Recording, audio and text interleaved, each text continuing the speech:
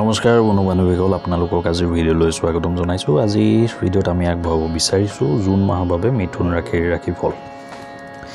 এই মাহটোত কেৰিয়াৰ দৃষ্টিকোণৰ পৰা আপোনাৰ উত্থান পতনেৰে ভৰি থাকিব। গোটেই মাহটোত দশম স্থানৰ ৰাহুৰ উপস্থিতিৰ বাবে আপুনি সহজে নিজৰ কাম সম্পন্ন কৰাত সফল হ'ব। যি কাম আনৰ বাবে কঠিন হ'ব, আপুনি সেইটো অতি সোনকালে আৰু ভালদৰে কৰিব পাৰিব। কিন্তু খৰখেদা কৰিলে কিছুমান কঠিন কামত আপুনি বিফল হ'ব পাৰে। গতিকে খৰখেদা কৰাটো এৰাই চলি নিজৰ কামত সম্পূৰ্ণ মনোনিৱেশ কৰিবলৈ চেষ্টা কৰিব। তেতিয়া আপুনি আপোনাৰ কৰ্মস্থলত ভাল স্থান লাভ কৰিবলৈ সক্ষম হ'ব। দেৱগুৰু বৃহস্পতি দ্বাদশ ভাৱত উপস্থিত থকাৰ বাবে কৰ্মক্ষেত্ৰত কামৰ চাপ আৰু ব্যস্ততা থাকিব আৰু কৰ্মৰ লগত জড়িত যাত্ৰা হ'ব পাৰে।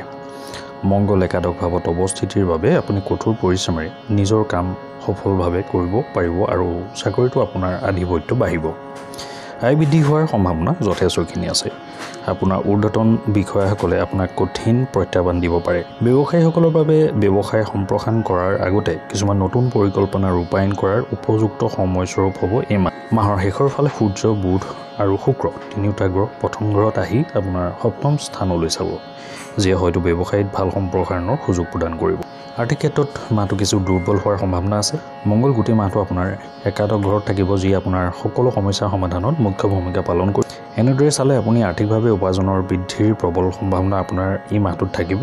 কিন্তু একেলগে 4টা গ্ৰহ আপোনাৰ দ্বাদশ স্থানত থাকিব আৰু আপোনাৰ খৰচ বৃদ্ধি কৰিব। গোটেই মাহটো নৱম ঘৰত থাকি শনিদেৱে আপোনাৰ একাদশ ঘৰটোলৈ চাব, যাৰ বাবে আপোনাৰ উপাৰ্জন ভাগ্যৰ দ্বাৰা চলিব, যাৰ বাবে আপোনাৰ আয় দিনক দিনে বৃদ্ধি পাব। 14 জুনৰ পৰা 29 জুনৰ ভিতৰত বুধ গ্ৰহ প্ৰথম ঘৰত থকাৰ বাবে পৰিয়ালৰ পৰা আৰ্থিক সহায় লাভ কৰি থাকিব। ইয়াৰ পিছত 29 জুনত বুধ দ্বিতীয় ঘৰলৈ স্থানান্তৰিত হ'ব। গতিকে সম্পত্তি ক্ৰয় বিক্ৰয়ৰ পৰা লাভ হ'ব। স্বাস্থ্যৰ দৃষ্টিকোণৰ পৰা এই মাহটো উত্থান পতনেৰে ভৰি থকাৰ প্ৰবল সম্ভাৱনা আছে। কেইবাটাও গ্ৰহৰ প্ৰভাৱত স্বাস্থ্যজনিত সমস্যাৰ সৃষ্টি হ'ব পাৰে। যদি আপুনি সময়তে এইবোৰৰ প্ৰতি গুৰুত্ব নিদিয়ে, তেন্তে এই সমস্যা ডাঙৰ। এই মাহটোত চকুৰ ৰোগ, ডিঙিৰ বিষ, পেটৰ লগত জড়িত সমস্যাই আপোনাক অশান্তি দিব। প্ৰেমৰ ক্ষেত্ৰত এই মাহটো আপোনাৰ বাবে মিশ্ৰিত ফল কঢ়িয়াই আনিব। অন্তৰংগ সম্পৰ্ক আপোনাৰ বৃদ্ধি পাব, যাৰ বাবে আপুনি সুখী হ'ব।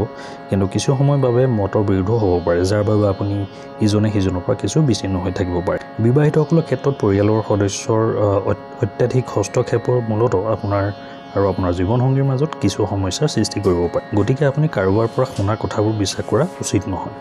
নিজ কাণেৰে কিবা এটা নুশুনালৈকে একো বিশ্বাস নকৰিব আৰু এনেকুৱা কিবা এটা হ'লে তৎক্ষণাত জীৱনসংগীৰ লগত কথা পাতিব, যাতে দুয়োৰে মাজত কোনো দূৰত্ব নাথাকে আৰু সকলো সময়মতে ঠিক হৈ যায়।